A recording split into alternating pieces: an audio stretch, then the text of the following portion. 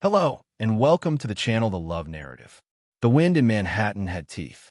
It sliced through Ava Reynolds' wool coat as she stood across from the glass tower that used to feel like a promise. 48 floors of steel and ambition. 48 floors that belonged to her husband. The name Cole Enterprises shimmered above the entrance in silver letters. 5 years ago, she had stood under that same sign holding a cup of cheap coffee and a head full of belief. Today, she held divorce papers. The paper trembled in her hands, though she wasn't sure if it was from the cold or the truth finally settling into her bones. 5 years. 5 years of supporting him when his startup was a folding table and 2 borrowed laptops in Brooklyn. 5 years of maxing out her credit cards to keep the electricity on. 5 years of telling him, "You'll make it. I believe in you." And he did make it. He just didn't bring her with him. A black town car pulled up to the curb. She didn't have to look to know it was his. Cole always arrived at exactly 8:40 a.m. Predictable. Controlled. Perfect. The driver stepped out first. Then Cole. Tailored charcoal suit. Italian shoes. That quiet confidence that money gives a man when he forgets who he used to be. He didn't see her at first. Or maybe he did. Maybe he just needed a second to prepare the mask. When his eyes finally met hers across the sidewalk, something flickered. Recognition. Annoyance. A trace of something softer he quickly buried. He walked toward her without rushing. Cole never rushed. "Ava," he said evenly, "you didn't need to come here." His voice was the same voice that once whispered against her shoulder in their tiny Brooklyn apartment. Now it sounded like a press conference. "I thought it deserved more than a courier," she replied. She held out the papers. He didn't take them. Instead, he studied her face like she was a contract clause he was trying to decode.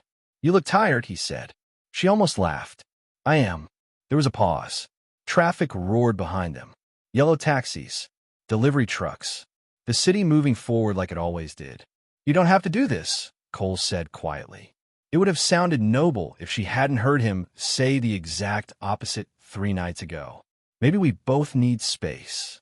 Maybe we grew in different directions. Maybe love isn't enough anymore. She swallowed.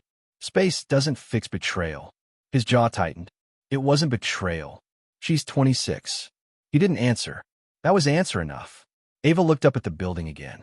She remembered sitting on the floor with him in 2019, eating dollar pizza while he sketched business models on napkins.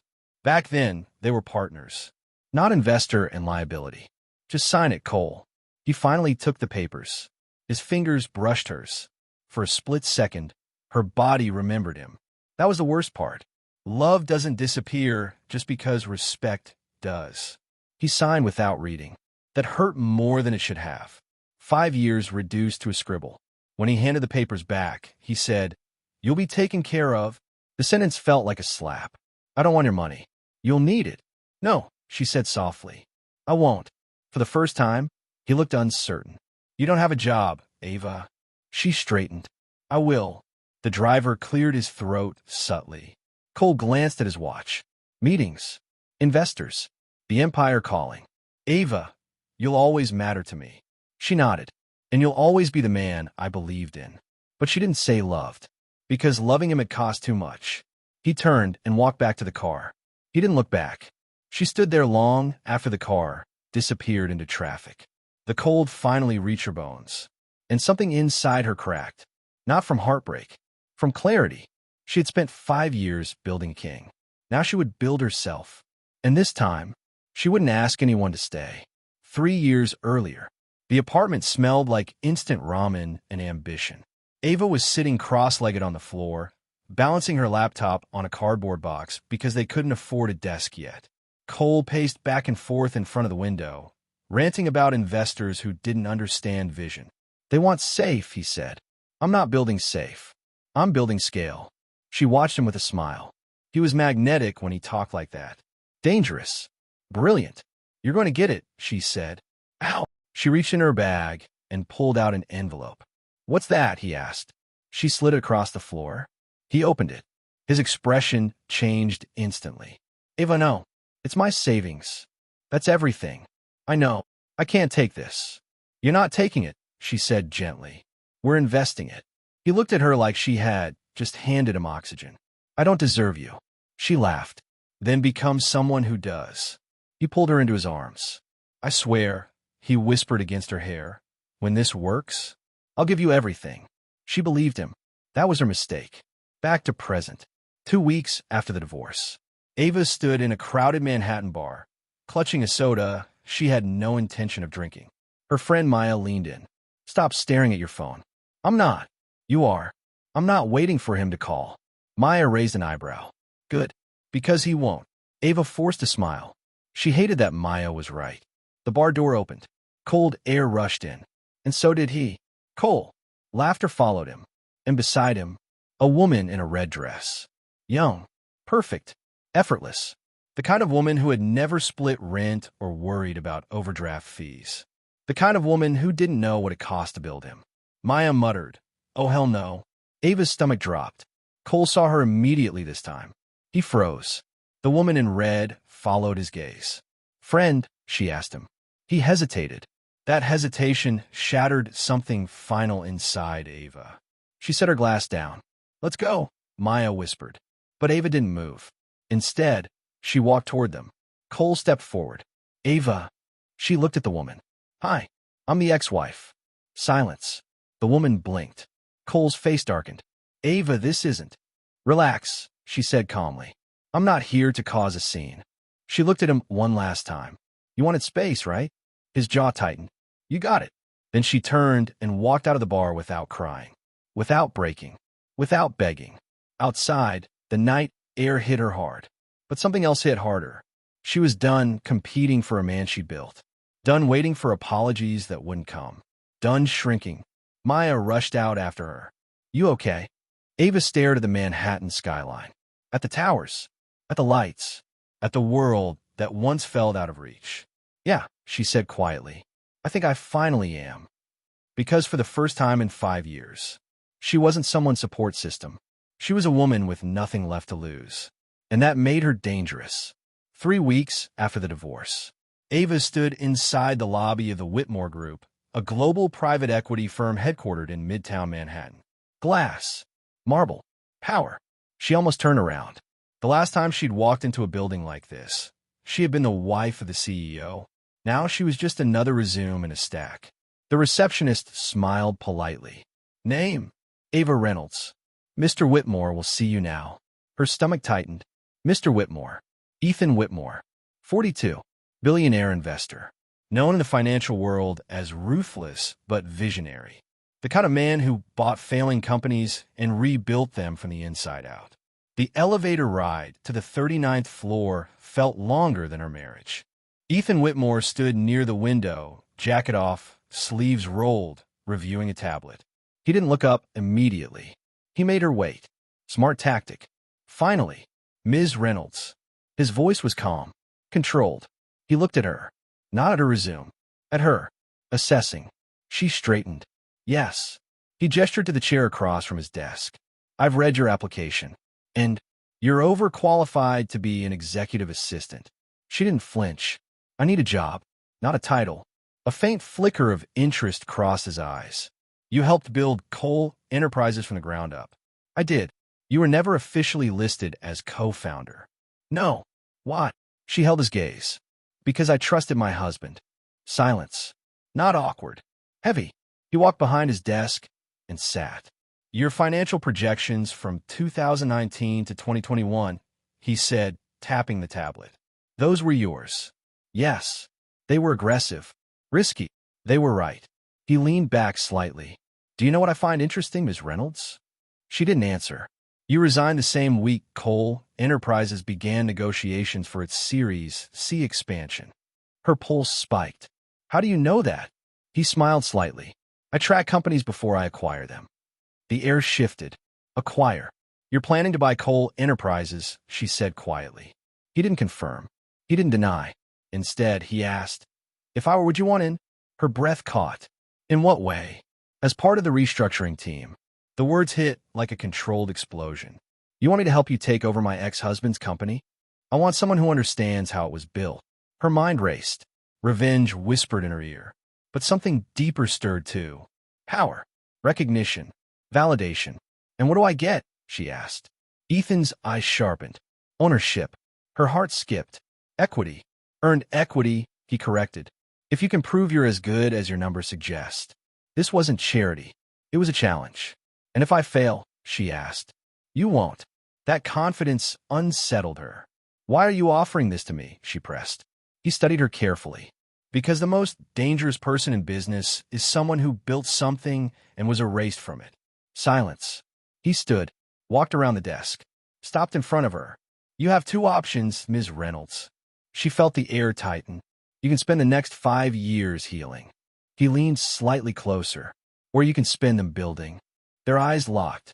And when I acquire Cole Enterprises, he added quietly, you'll be sitting across the table. Her chest rose slowly. This wasn't just about revenge. It was about reclaiming her own narrative. When do I start? She asked. For the first time, Ethan Whitmore smiled fully. Monday, 6 months later. The boardroom at Cole Enterprises felt colder than Ava remembered. She sat on the opposite side of the table this time. Not beside Cole. Across from him. The directors whispered nervously. Financial pressure had mounted. Expansion costs had spiraled. Investors were anxious.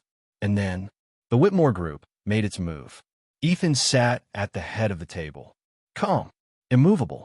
Cole's jaw was tight. You're offering below valuation, Cole said sharply. Ethan folded his hands. We're offering stability. Ava didn't speak. She didn't need to. Cole's eyes finally landed on her. Shock. Then disbelief. Then something darker. You, he said quietly. She held his gaze. Yes. Me. You planned this. No, she replied evenly. You did. The board shifted uncomfortably. Ethan slid a document across the table. Given the current debt ratio and burn rate, this is your best option. Cole ignored the document. His focus stayed on Ava. You're working for him? I work for myself. The difference mattered. Silence stretched. Cole looked smaller than she remembered. Not physically. Internally. You're doing this out of spite, he said. Ava felt something surprising. Not anger. Not even satisfaction. Just clarity. No, she said softly. I'm doing this because I was good at building this company. The board began murmuring again. Numbers don't care about pride. Eventually, Cole picked up the pen. The same way he had signed their divorce papers. Quick. Sharp. Irreversible. When the final signature dried, ownership shifted. Power moved. History changed. Ethan stood. Welcome to the next chapter of Cole Enterprises. He glanced at Ava. Or perhaps Reynolds Enterprises. Cole flinched at the name. Ava didn't smile.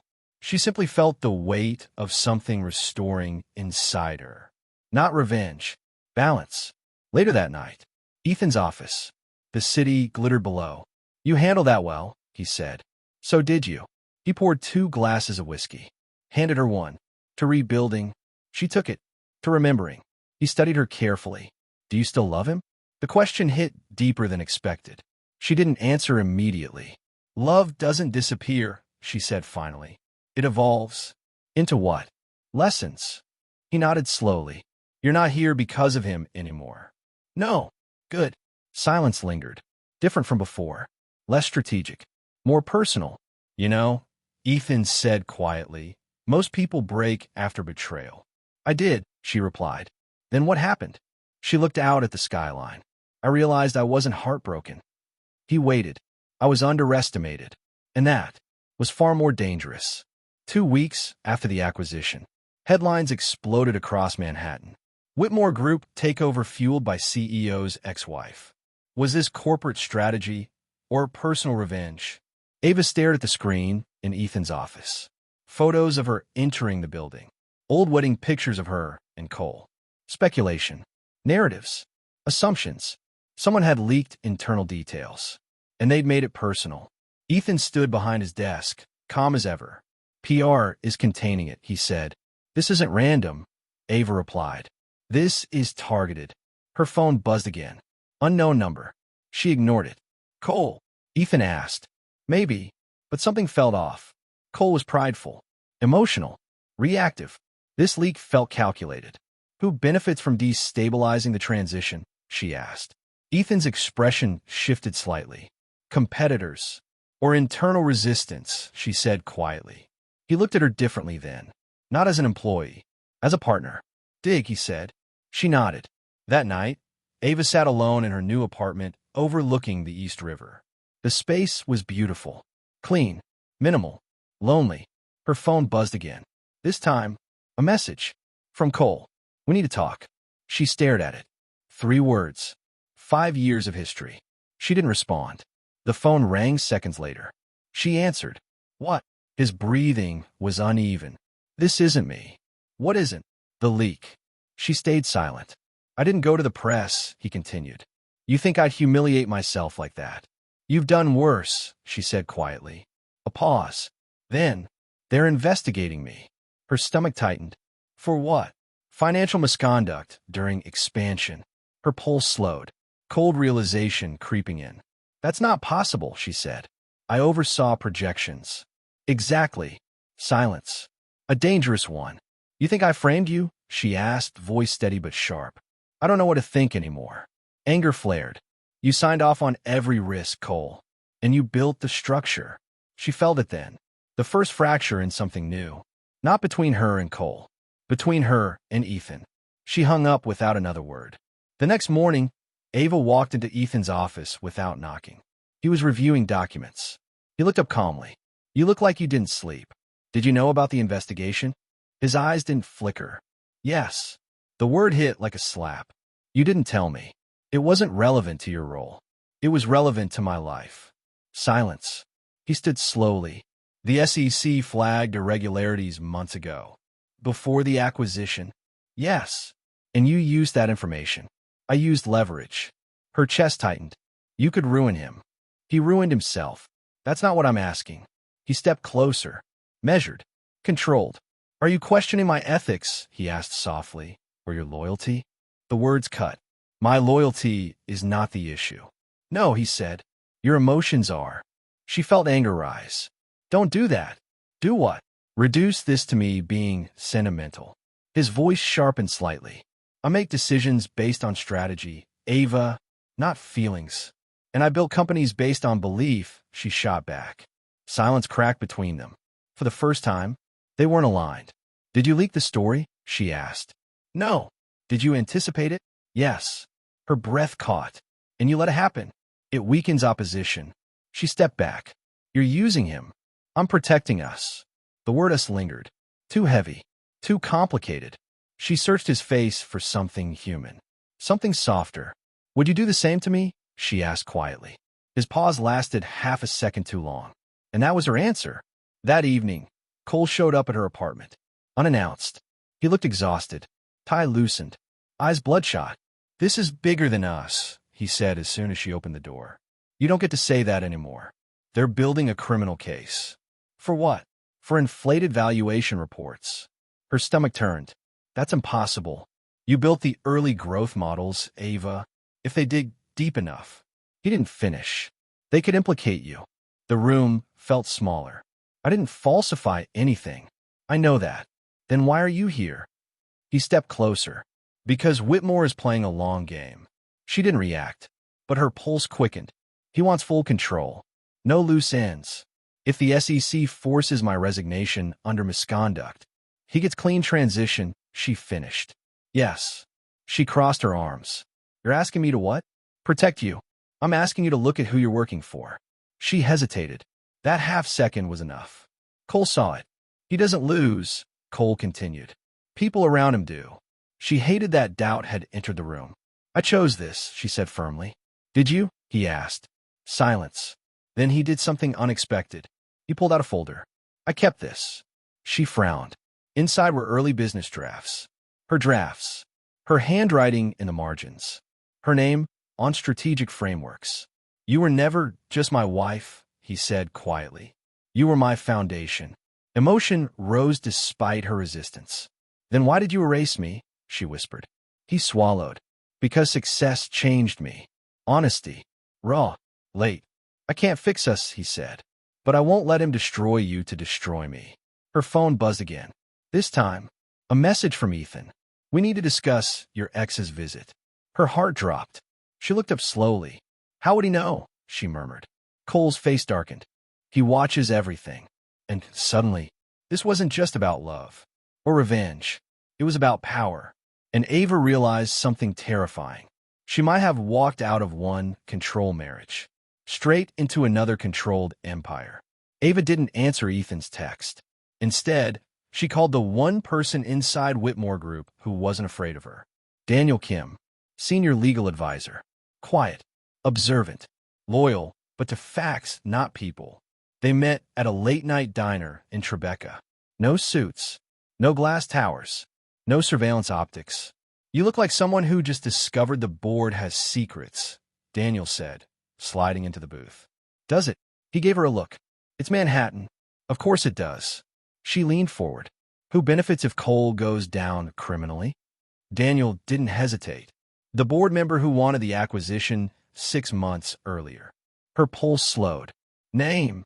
Victor Lang. The name clicked. Victor Lang. Early investor in Whitmore Group. Silent, powerful, rarely public. What's his angle? She asked. Lang doesn't like shared control, Daniel said. If Cole resigns under investigation, Whitmore consolidates everything without resistance. And Ethan, Daniel studied her carefully. You're asking the wrong question. Then what's the right one? Did Ethan initiate the investigation, or did he simply allow it to unfold? Ava's stomach tightened. There's a difference between pulling the trigger and stepping aside when someone else does. The next morning, Ava walked into Ethan's office with something new in her eyes. Not anger. Strategy. He noticed immediately. You met with Daniel, he said calmly. She didn't react. You're not subtle, she replied. I don't need to be. She stepped closer. Victor Lang. That was it. Just the name. For the first time since she'd known him, Ethan's expression changed. Barely. But enough. You've been doing your own investigation, he said. I learned from the best. Silence stretched between them. You think Lang leaked the story, she continued. I think he accelerates pressure when it suits him. And the SEC case. Ethan walked to the window. Lang has influence. Did you know he was pushing it? I suspected. Her chest tightened. You suspected, and said nothing. I needed confirmation. At what cost? He turned to face her fully now. Every acquisition has casualties, Ava. The word echoed. Casualties. Not mistakes. Not misunderstandings. Casualties. Was I going to be one of them? She asked quietly. He stepped closer. No. How can you be sure? Because I don't lose what I value. The words should have comforted her. Instead, they felt possessive, not protective. Am I a partner? She asked. Or an asset? His silence lasted too long. And in business, silence is an answer. That evening, Ava requested an emergency board meeting. Victor Lang attended virtually from Geneva. Silver hair, controlled smile, predator's patience. I understand you have concerns, Lang said smoothly. Yes, Ava replied evenly. About the internal leak and the SEC escalation. Lang's smile didn't move. Regulatory scrutiny is common during transitions. Anonymous media tips aren't. A pause.